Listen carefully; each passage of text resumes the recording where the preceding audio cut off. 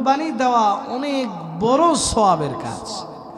তখন যখন ইমাম সাহেব আগের দিন এই বর্ণনা দিয়েছেন যে কুরবানি করা অনেক বড় সওয়াবের কাজ, ওই জায়গার একজন চোর ছিল। সে কি করেছে, যেই মাওলানা সাহেব এই বর্ণনা দিয়েছে, পরের দিন যখন ফজরের ওয়াক্ত হয়েছে, উনি যখন মসজিদে এসেছে ওযু করছে, তখন দেখে ওই এলাকার চোরটা একটা গরু নিয়ে যায়। তখন তিনি প্রশ্ন করেছে যে আপনি এত রাতে গরু কোথায় পেলেন? তখন তিনি জবাবে বলতেছে, হুজুর আপনি তো গতকালকে বয়ান করেছেন কুরবানি অনেক বড় মহৎ কাজ, আর কুরবানি করলেই কি সওয়াব, এজন্য আমি কুরবানি দেওয়ার উদ্দেশ্যে চুরি করেছি গরুটা। বলেন তো চুরি করা গরু কুরবানি হবে? তো চুরি কিন্তু শুধু রাতের আধারে করে বিষয়টা এমন না, চুরি কিন্তু কলমের খোসায়ও করে। কথা বলেন ঠিক কিনা প্রিয় ভাইরা আমার?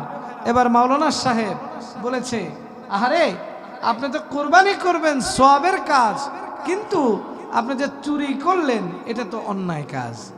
তখন চোরে যুক্তি দেয় কি জানেননি?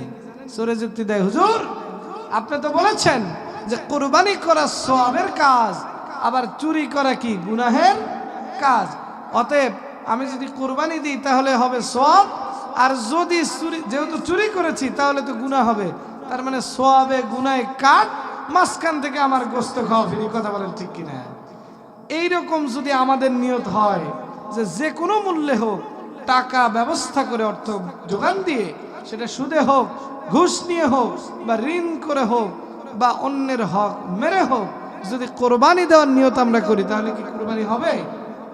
কোরবানি দিতে হবে।